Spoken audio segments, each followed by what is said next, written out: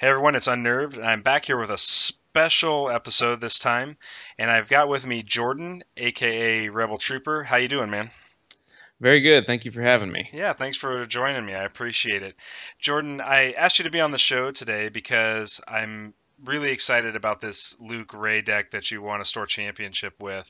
And so to just set a little preface, I'd like for you to tell my audience, like, you know, is Destiny your first collectible card game? Have you played other card games in the past? Sure.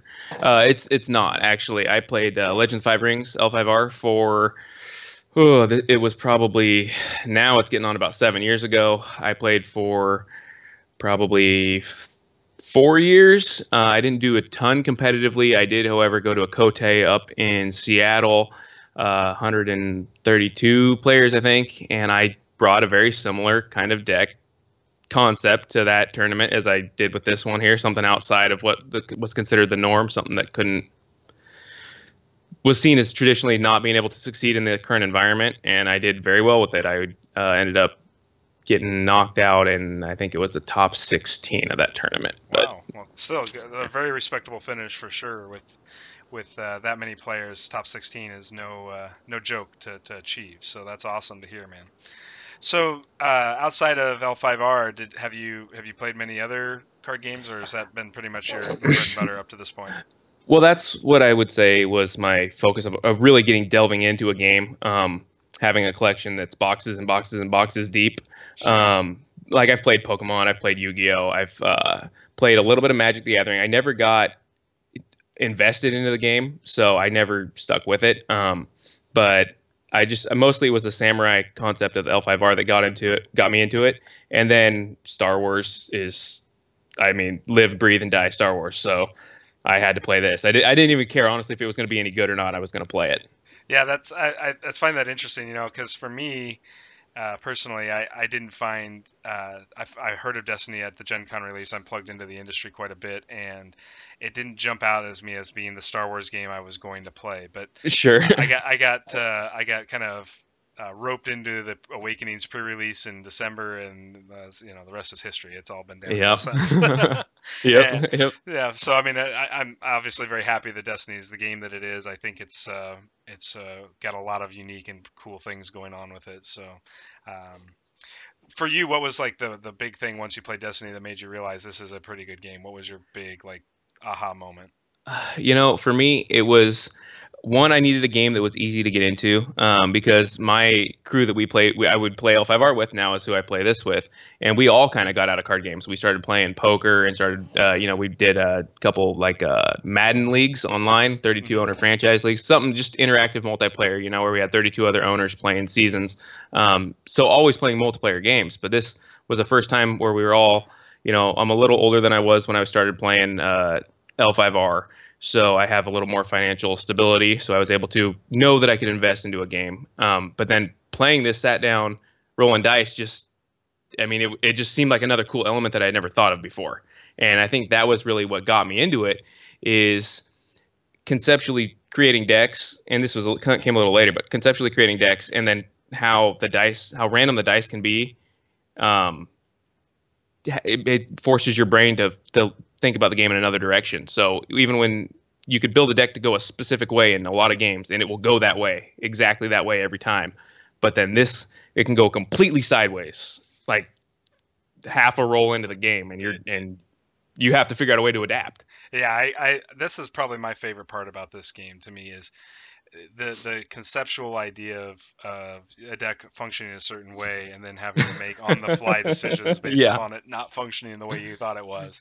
Oh, Uh, absolutely. I think makes it one of the most interesting choice games that I've played in a long time. And And so, challenging, yeah, frankly. yeah, really easy to make some play mistakes that can ultimately cost you some victories. So Sure. obviously this didn't, right? You piloted it to an undefeated Swiss pairing and went on to. I actually did take one loss in Oh, did Swiss. I you? took Okay. one loss to a Vader Raider. Yes, I did. I'm sorry, I misunderstood that, or I guess I didn't have my notes right. But so you made it through Swiss, got into the top cut, and proceeded to go ahead and win your local store championship. Where was that held at?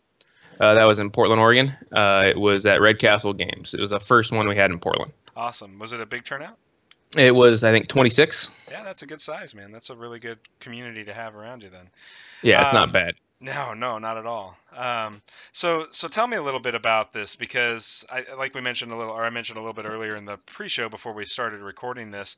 I have paired a single die ray with many characters, both in Awakenings and also in Spirit of Rebellion, trying to make her work for me, and sometimes find that she just doesn't want to be relevant at times that I need her to be relevant. So let's talk a little bit about your matchups for the tournament, and Sure. then we'll go into a little bit more into the nitty gritty of the deck construction, and really go in deep dive into your choices for certain cards here. Sure. Well, I started off with against the Pomaz, which is frankly what I built this deck for. And what I mean by that is I created the base of the deck and then just bashed my head against a wall for Pomaz for days and days on tabletop, and every single time switching cards in and out trying to figure out what would work. And so when I started that, I kind of was anticipating a lot of Pomaz in the tournament, and I got the matchup that I wanted right away because this is a pretty successful deck against it. Okay. And he got off his standard thermal detonator first turn basically, so he gets one of his dice out, and I was able to confidence the other one. I think it was like a disrupt is what he had on Poe, Mm-hmm. and I was able to drop my vibro knife, my force speed, and confidence him right out the gate, and eliminated a lot of damage. I think that game, first turn, I hit Poe for 6, and then he frankly couldn't do any damage after his 3 to each. Next turn, I can't remember what I drew, but I ended up just having 6 to 7 more damage, killing Poe in the second turn. It was a pretty comfortable game. He probably killed Ray by the end of the game, between all of his splash damage. I think he got off fast hands and a couple other thermals, on a thermal and a U-wing. So anyway, it was pretty standard Pomaz stuff, Sure. Then after that, I went to Vader Raider, which I was able to win that game against. A lot of my deck has a lot of like utility cards. Guard, use the Force, heroism, try to distribute damage between Luke and Rey. Mm-hmm. And frankly, I can't remember that game real well. I don't believe he came out real strong, and I felt very comfortable going in this tournament. I even posted on Facebook a couple times. I was, kind of joking around with a couple of the guys that I knew up there, saying, "Oh yeah, I'm going to walk in with this random deck and take it." But so I felt confident. I didn't think I was going to win, but I felt like I was going to do well. Mm-hmm. So I took that one. I did have a very close game with a Pomaz that I do remember very well. Okay. And it was interesting because they immediately loaded up Maz. I was able to open the game with a vibro and 4-speed pull, very good draw at the beginning of the game, and but I didn't have any resources for any of my mitigation, and so he was able to drop. I think Luke had 4 damage after I had the shields to start the game. Rey had 6 damage at the end of the first turn, and I did 4 or 5 damage to Poe, and so I felt very uncomfortable initially. And so my next turn comes in, and I drew into both Premonitions, and I drew into Mind Probe. Perfect. So I get my 2 resources, and I kind of wait for him to take his action, hoping that I'm gonna end up living through the barrage of what's gonna come next. And thankfully he didn't roll well. I don't even think he got off a special that turn. I think he just rolled some damage and took 2 damage on Luke, trying to burn him down. And I was able to play Premonitions with the Mind Probe, let him take all of his actions, resolved all of his dice, did 4 more damage to Luke or whatever, and I get my next copy of Premonitions, throw out the Mind Probe, and I had, this is Christmas land, I had my ally as the Force, and was able to roll the special and basically pop Poe for, I think it was like 8 damage just with the Mind Probe. Nice. So, it was a fortunate turn of events when a game that I was started off behind. But, sometimes the dice go your way, and that just seemed to be what happened. You know, I mean, I'm not gonna complain when it goes in my favor. Sure. But yeah, I think the games that I had a tough time with, the Vader Raider this deck is teched for range damage. If you look at the structure of it, I use shields in this, and early in the meta before the store champions were in just local tournaments, everybody played Vibro Knife, and so shields were no good. And so that deck gave me a little bit of trouble, is the way that he can come out and they're using Vibro Knives, and my cautions are no good. My Force Illusion's no good. Taking their battlefield in the beginning is no good. I mean, this deck's predicated on Luke getting 25 health. You know what I mean? By the end of this, Luke should have good 4 or 5 turns to live. And against Vader Raider, no, not even close. I mean, there was games that come out and either Rey's almost dead first turn, or Luke has, 7 damage on him. Yeah. So I played a tough game that I ended up losing to a Vader Raider, who I think when it was all said and done, he played great, and I played good, and I got good rolls, and I got a good draw, and he did too. It just came down to him, I think, having a better tech deck for my deck, essentially. And it wasn't a matchup that I wasn't going to win. I probably had a shot. It just didn't happen. So that was the only loss that I took in Swiss. But I did have one pretty nutso play against Palpatine where it was like third turn in, and he had used a lot of his mitigation on me, and this deck pulled off a crazy play where I was actually getting ready to lose the game again, which doesn't bode well for, talking up the deck in reality. Like, oh, hey, this deck's fantastic. And I had 2 games one game I lost and one game I could have very easily lost. But he was Palpatine, and I was behind the 8 ball. He had done a ton of damage to Luke. He targeted Luke first. I can't remember how much. I think it was probably 6 or 7 damage to Luke. And I was behind. I was like, Luke's going to die and Rey has nothing on her. So what I ended up doing is I had a couple of resources. I threw Premonitions down with my allies the Force instead of an item, instead of one with the Force. And so I was like, I need a big play here, and I don't have the money to play this. And if I had a Vibro Knife out, if I could get a 3-side on Luke, then that'll turn it to 6. And who knows what we could do after that. So the next turn rolls around, I sure enough draw my second Premonitions and draw another my ally as the Force, and I have 2 resources. So I end up, by the end, all is said and done, at the end of the turn, I think I had a couple Force speeds out, and they have focus sides on them, which I love more than the double action side. Yep. And I was able to focus 2 of Luke's dice to 3s with a Vibro Knife out. Wow. And he had already burned through several of his mitigation, and I popped him for 14 in one turn. Ooh. Took him from 2 and basically dead. Yeah, I mean, I think somehow he survived. I can't remember how he was able to do it. I think he might have ended up removing my Vibro Knife or something like that. I had a 3/3 and a 2, and I got the double. My ally is the Force, so it ended up being 3, 6, 9, 10, 11, 12, 13. Yeah, 14 damage with no Vibro Knife to save him for 1 health. But after that, he didn't draw a Rise again, which he had the money for, and I was able to finish him. But awesome. That's awesome, man. I mean, I haven't played this deck yet. Just to be fair, sure. But I definitely played it with Qui-Gon and Rey with the double dice, and I've used my ally the Force even in that deck with some very, very interesting kind of blowout plays that can come out of it. I think I dealt 11 damage on turn 2 with a Qui-Gon doing that, and my ally that's the Force crazy. Is 100% the enabler for that. So yeah, man, I love the inclusion of my ally the Force. I think it's a card that up until recently has been not talked about a lot. And I think it's got big potential, and I like the fact that you included Premonitions. In my opinion, one of the key reasons, but I like the flexibility of being able to do the one with the Force or the Mind Probe here off of Premonitions as well. That's also really nice.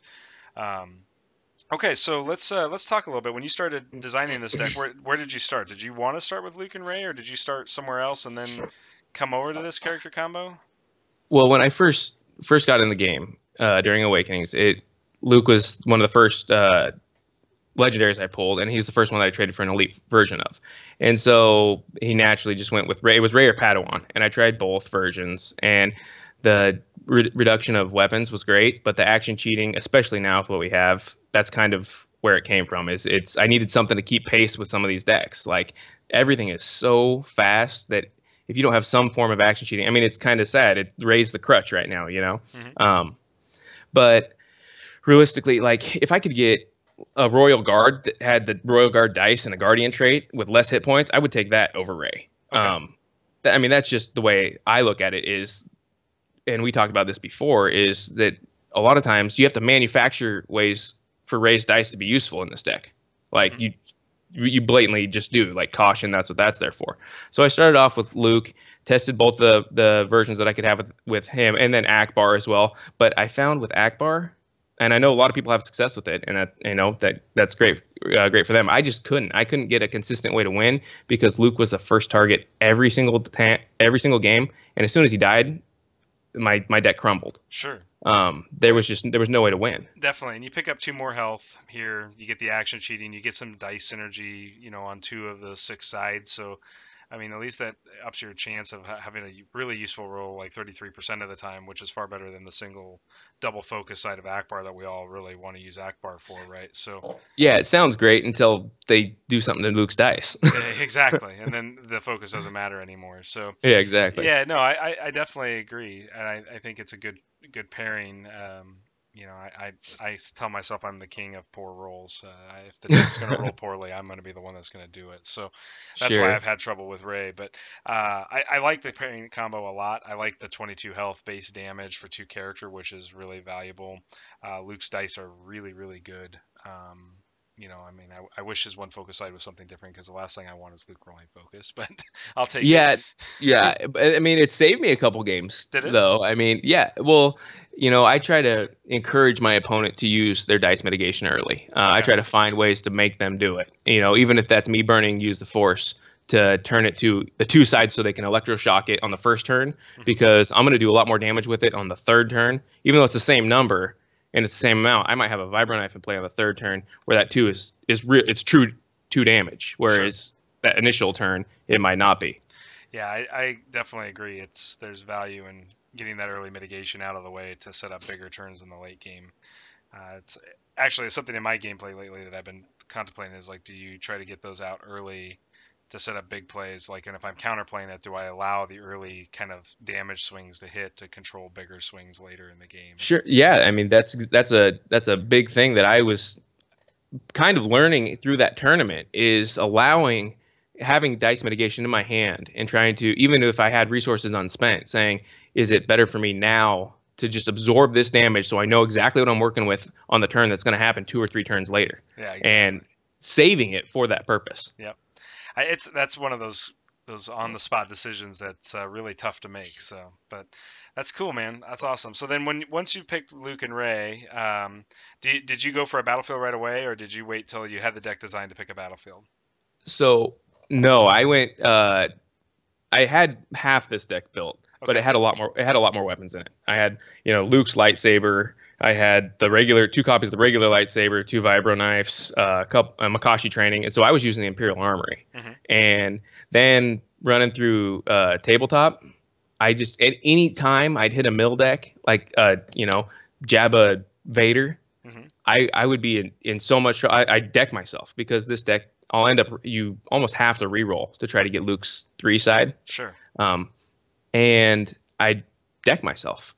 And so I was like, well, there's no good way to prevent that from happening. And this is the best way that we have available to us in a mono blue, set is Maz's Castle. So basically my whole purpose for picking that is so I can roll Luke out against these decks that have blackmail in them that can instantly dump your whole hand or 3/4 of it and take whatever damage I get on Luke.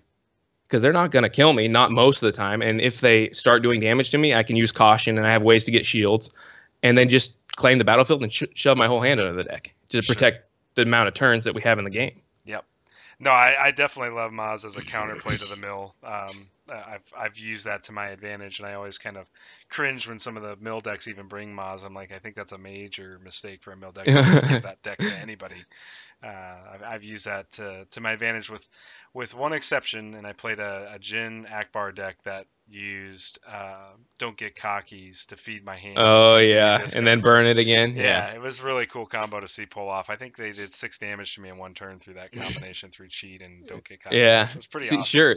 Like stuff like that. I mean, there's no perfect counter to it, No, especially this early in the game. But yep, it's the best tool that I have at my disposal, so that's what I went with. nope, that makes sense. So then you said you started with a lot more upgrades, and you said the big reason you cut the upgrades was simply because of the mill decks. Is that just because you'd find yourself with a lot of extra upgrades and not a clear Well, path, or what was? well, I started noticing that, like I said, I end up pitching a lot of cards, right, to get rerolls, Mhm. and I kept looking at my hands, and I never used the lightsaber, hardly ever, unless I was losing the game, and I would force it to get down on Luke, so when they killed him, it would go over and be useful on Rey.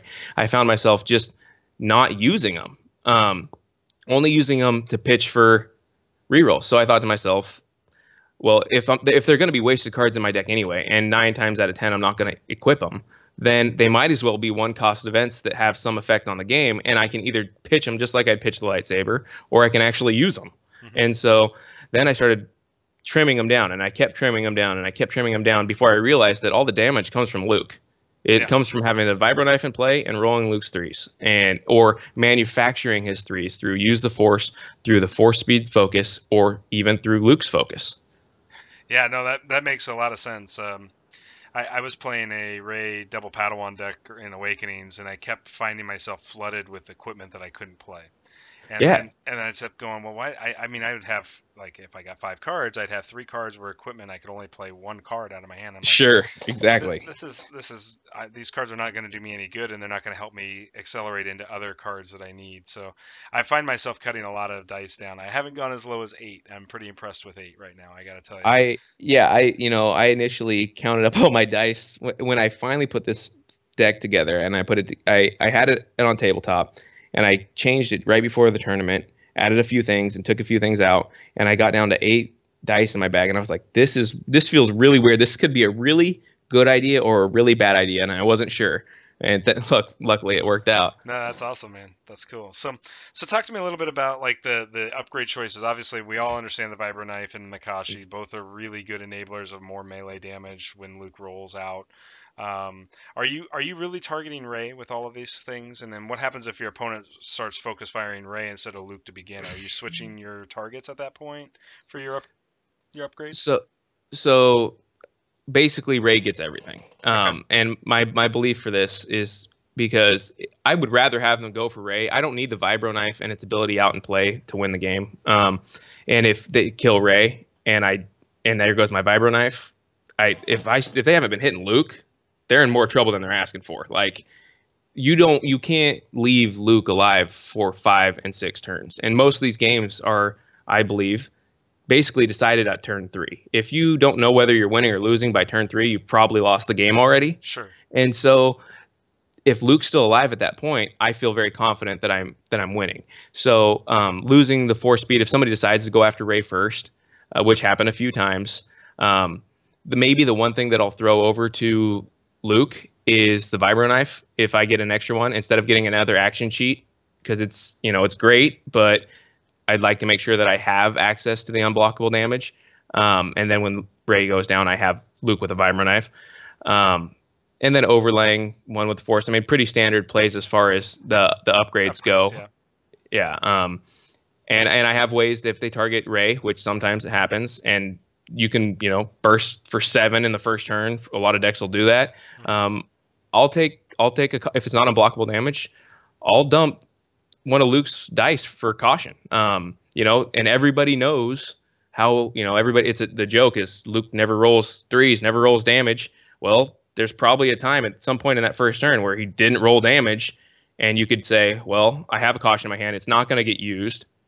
So instead of trying to reroll to take damage, I'm just going to mitigate 3 and keep Ray. Essentially, that'll save Ray for one whole turn. Right. Is the way I look at it. Is I'll pitch one dice, but I'm going to save Rey all of her action cheating, any ability she has, force speed, or the unblockable damage for an additional full turn. So I'll have her into turn 3. Especially if Luke rolls like a resource or a shield or even that focus side Or that coverage. focus side, yeah. Yeah, I mean, you basically are using the other 3 sides from Luke to pick up 3 shields. I agree. It's a great play. Did you find yourself using guard on Luke's 2 or 3 side? I found myself wanting to. Oftentimes, if I was in a situation where I had a 3 damage on Luke, I ended up just taking it for damage, Hmm. which was the frustrating part because that was the whole point of guard is to be able to go, oh, your whole all three of your dice, your side of the board is irrelevant because I rolled a 3, right? But I found that kind of just washes the turn, Hmm. um, unless it's you're playing against a mill deck, something where you're not obligated to get X amount of damage out by turn 3. Hmm. Guard wasn't significant for me in this tournament. Not to say that there isn't going to be value in it more later, but I'd rather use one of Ray's dice to get the same effect. Or I used it on Makashi training. Um, I wish you could pull it off with a vibro knife, Yeah. but yeah, I mean Makashi training or Ray's dice is my ideal target. But if I was playing like a Vader Raider and I got an opportunity to do it, I would sure as hell get his dice off the board. Sure. Yeah. Well, absolutely. Right. Yeah. No doubt. Okay. So then on the mind probe, my question on the mind probe was the one where I was like, man, that's the one that if Ray's going down, you definitely aren't going to be playing mind probe over a vibro knife. You're Sure.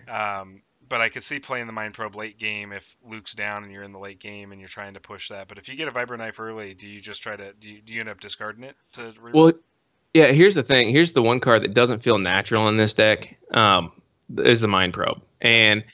And since the tournament, I was talking to Pearl Yeti, who runs a lot of the stuff in the Pacific Northwest. He kind of organizes everything.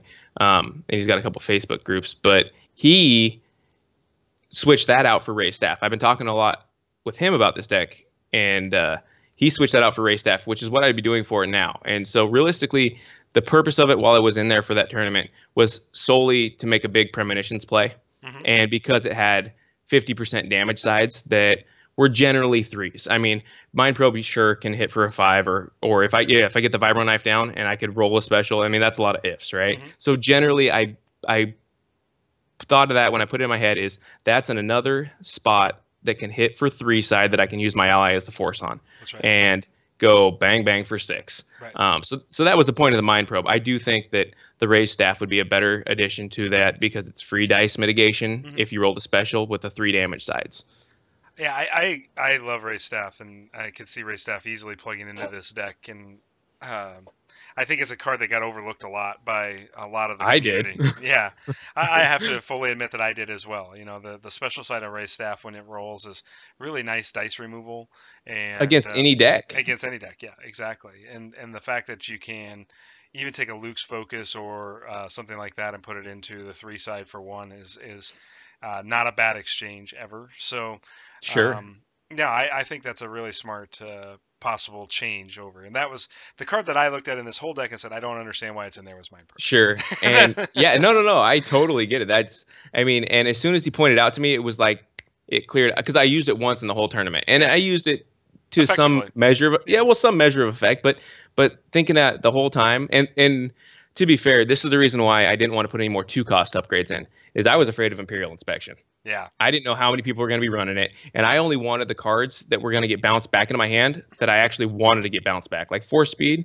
you can bounce that; it's not going to matter to me, right? Right. I might lose the effect of the double action cheat once, but it's not a big deal. Vibro Knife, I love it when they throw the Vibro Knife Oh, back in my hand. yeah. Are you kidding me? Yeah. Yeah. And so, oh, go ahead. No, I totally agree.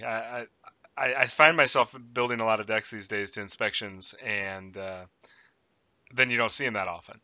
Sure, yeah, exactly. So I'll de-optimize it for Imperial Inspection by pitching the probe because, like you said, it just doesn't feel natural. And then throwing in the Ray Staff because the utility it brings, it can hit hard. I mean, it's a consistent one. Sometimes that's all you need. That's it. That's exactly right, man. I agree completely. It's I love the idea of a race staff in here. That's super cool. So let's talk about the event suite then. Pretty standard deflects are probably in Hmm. there for the Palpatine matchup. Probably more than anything, it's hard to use deflect effectively against Pomaz. It seems like. Yeah. Um, Overconfidence is kind of the same deal, right? You're trying to push down a couple of dice and take one of them away. Yep. Premonition at this point, if you go and take the Mind Probe out, you're still maybe using Premonitions possibly for one with the Force or my allies, the Force intended play, right?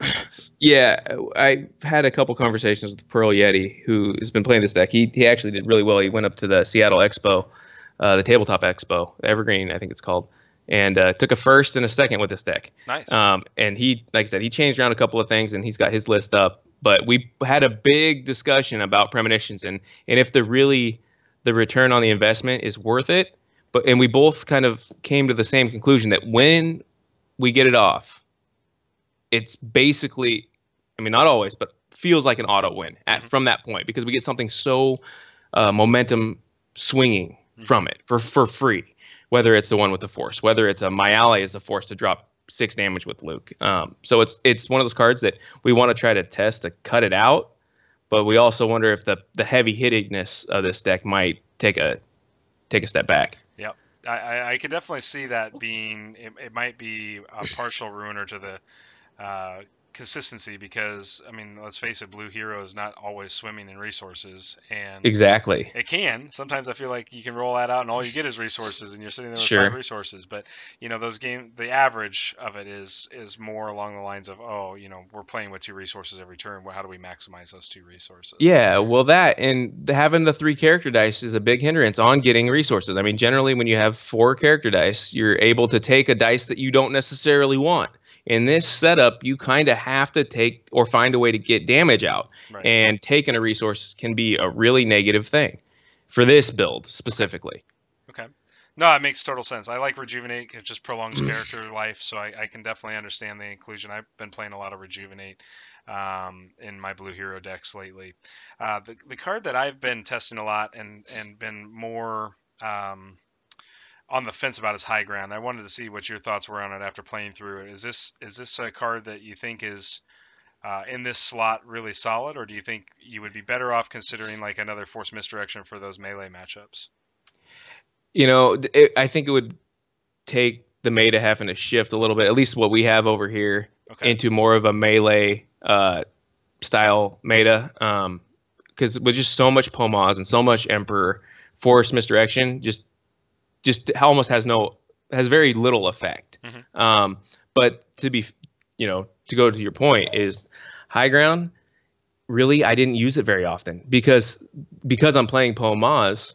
They claim so much faster than me, and even with my action cheating, even with getting 4 speeds, and I was able to take the battlefield a few times, and I was able to use it maybe twice throughout the tournament, and a good effect, because obviously you're getting one of his dice off the board, but it just didn't have the swing that I needed it to have. So I would almost, even though I didn't have much more success with guard, I would probably have guard in there because it's a free 0 cost removal of multiple dice versus just the one, and I don't need the damage that High Ground brings. Right. No, I think that definitely makes sense to me too. I've tended to find myself cutting High Ground more and more, especially in the world of Palpatines and Pomazes, where they are just faster than just about every deck out there other than the Mirror. That's just kind of tends to be what I've noticed. So I didn't know if even if you considered the Return of the Jedi as a second copy of, if you got a lot of mileage out of that card. I've seen a lot of good mileage out of it in Awakenings, but I wasn't sure. Man, that card is. That's one of the other cards that we've had a discussion about. Yeti doesn't think that it needs 2. He says one's what it's at, and I used it every time I had it. Every time I got it, that's why I was considering putting another one in it.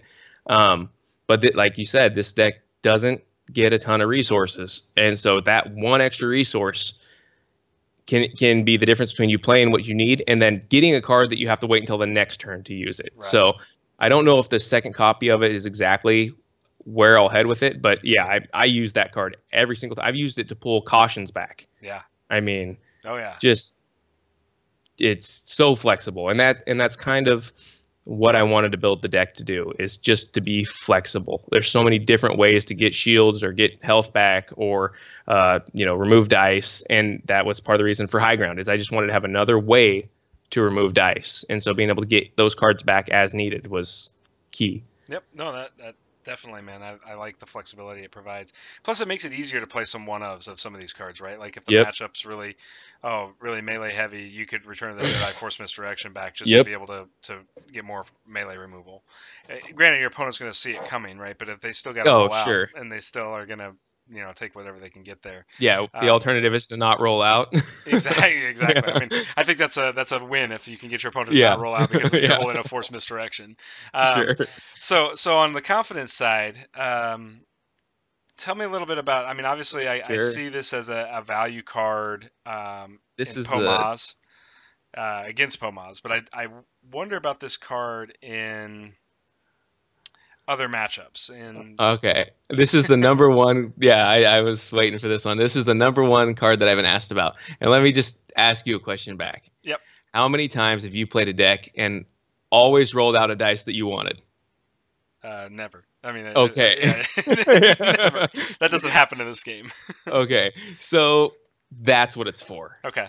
It's one of those things that get immediately I overlooked it. Immediately overlooked it. And I was playing casually with my brother, just our dinking around decks, Mm-hmm. And he played a confidence on me, and I was like, and the light went off in my head. Mm-hmm. I'm like, are you kidding me?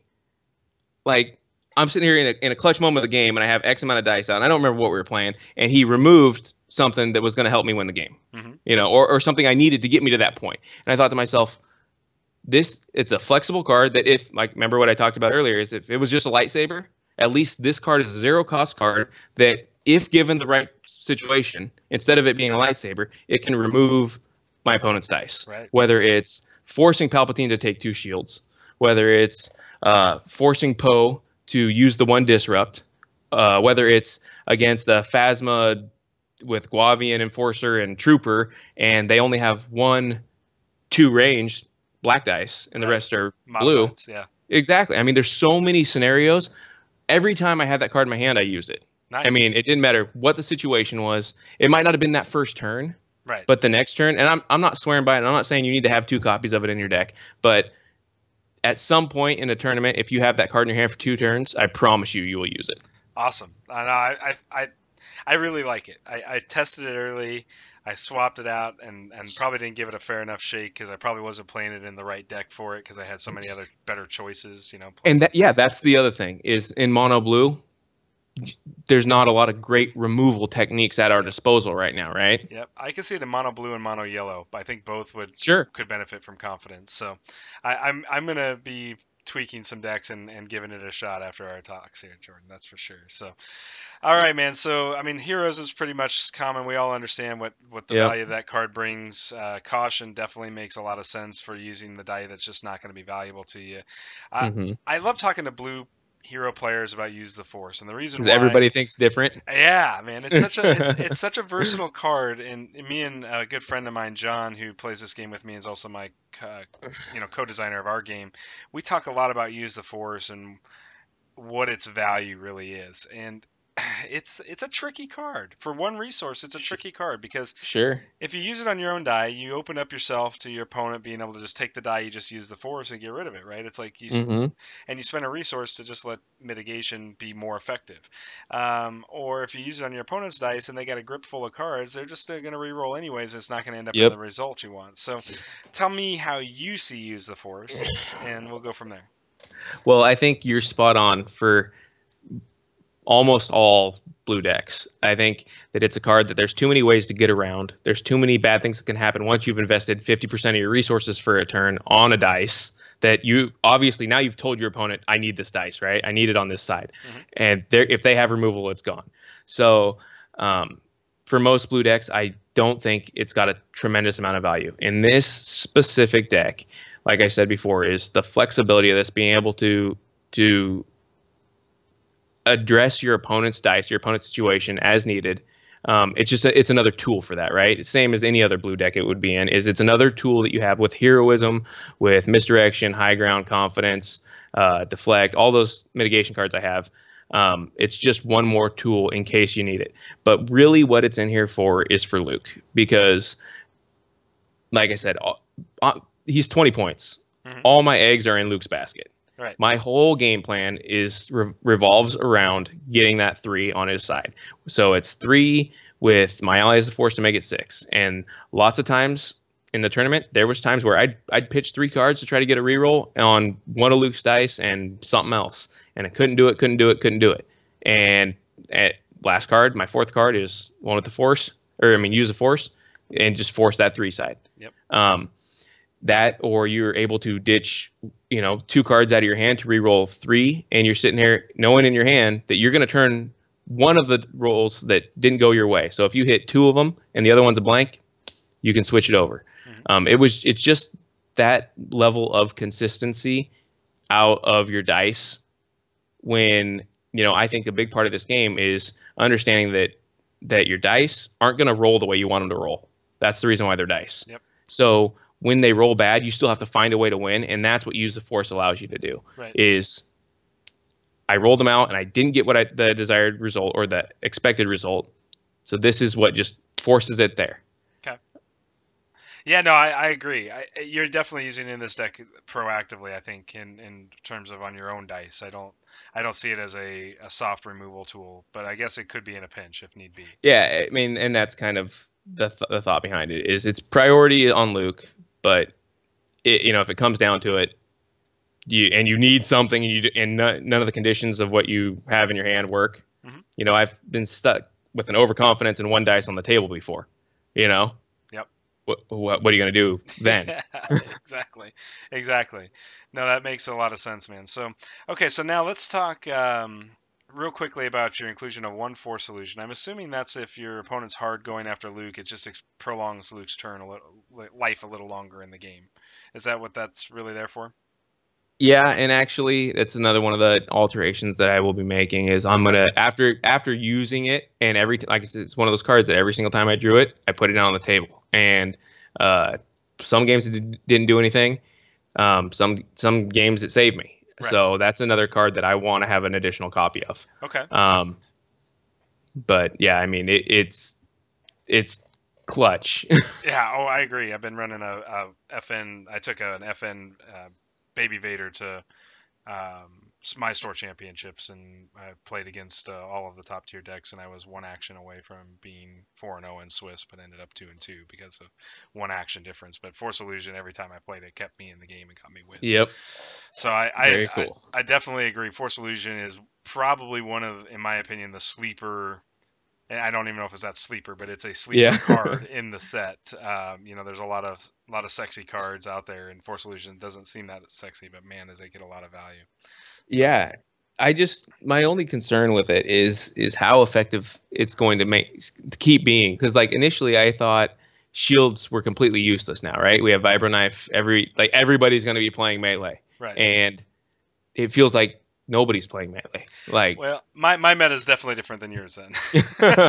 the Kylo Vader deck is won I think 2 of the 3 store championships in the area here. So wow. With an Palp taking the other one. So the Kylo Baby Vader is real, and that definitely means Vibro Knives are real. And yeah, so what's your thought on the value of Force Illusion if you're going to be playing? Because that's when my store championship, it was I knew I was going to go in. I was going to play 3 of my 5 Swiss matches were going to be Pomas and Palps. Well, so that's where I think confidence can gain some value, because I can force the resolution of the Vibro Knife and put everything back to blockable.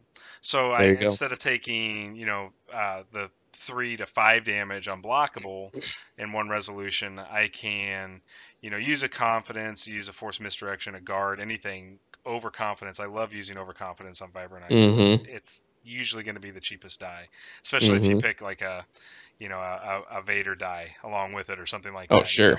And if you happen to take Vader's special away instead, I don't feel bad about that. Yeah, exactly.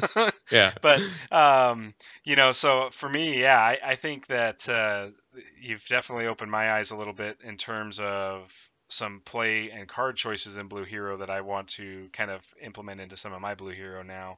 as I move forward. So I definitely, that's what I love talking to players about because it's interesting hearing the different perspectives.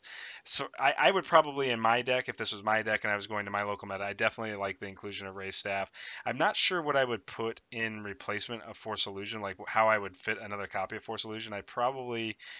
I still think you have to have the double deflects for the Palpatine matchups. Mm-hmm. It'd be tough, man. Like I'd probably cut the high ground Yep. for most likely another Force Direction, just because knowing in the melee matchup, then I Oh carry the yeah. edge.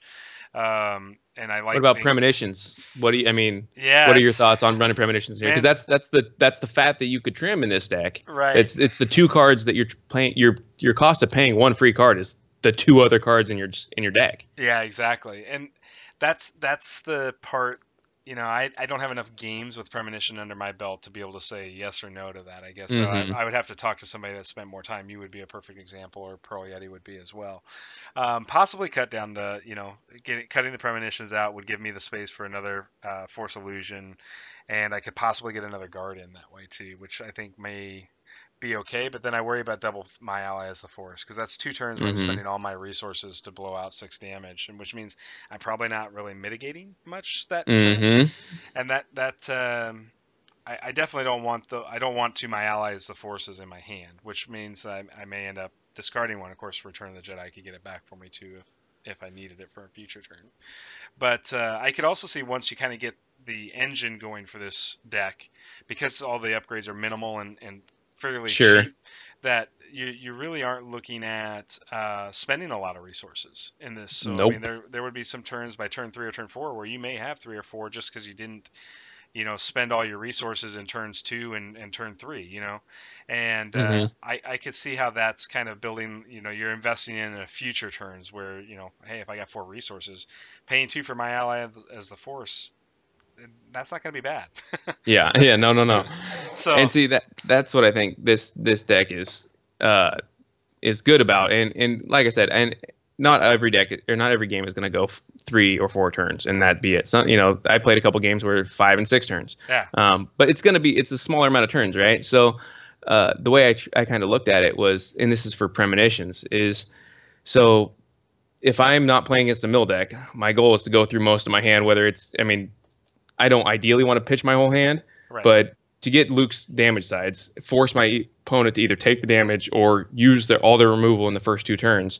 I'm going through 6 cards a turn, where my right, opponent's only going through 5. So if you go 4 turns in the game, I've already hit 24 of my cards. I've seen my whole deck right, to their 20, right? right. So that's a pretty significant advantage, and that's what allows me to consistently get premonitions out in play and on the table. Exactly, and that's why people play Boundless in FN decks, right? To Oh, refill their exactly. Yeah. hand, to put more upgrades out, to do more damage, and and when FN rolls like that, he's crazy Yeah. good. When he doesn't, you're cursing him the entire time. You've Yeah. lost, Well, when he doesn't, you're getting more resources to put down more weapons. that's true. That's true. So it works out pretty well either way a lot of the time. So, well, man, Jordan, I definitely appreciate your insight on the deck. If it's cool with you, I'm going to do a couple of gameplay vids now after we've had a chance to talk, and I'm going Sure. to make a couple of changes just based on what I think my local meta would look like, and probably, like I said, drop the Mind Pro for Ray Staff. I play a lot of blue hero, and in my blue hero decks, I always run 2 Vibros and 1 Ray Staff. I just think they're too good.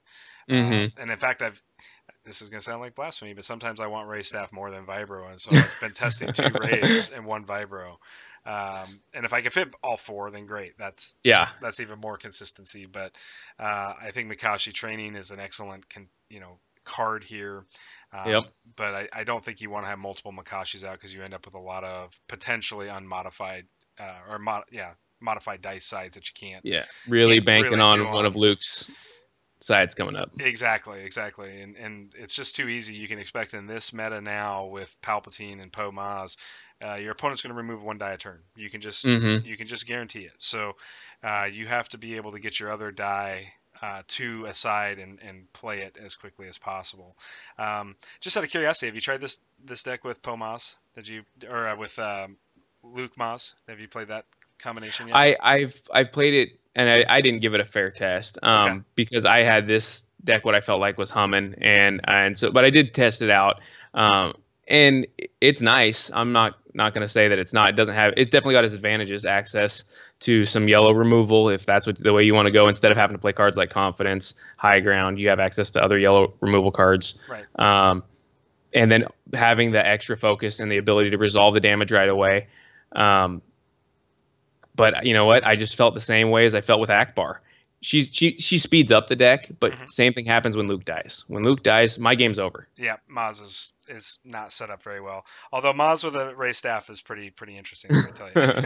You still Sure, there's ways to make it happen. Yeah. Sure, So no, it's not consistent enough for me to merit running somebody over Ray. I mean, I would love to be able to switch out Ray, and like I said, ideally, man, if we got a character that was the Royal Guard for hero, I would play that with all the damage sides on that. I would play that over it.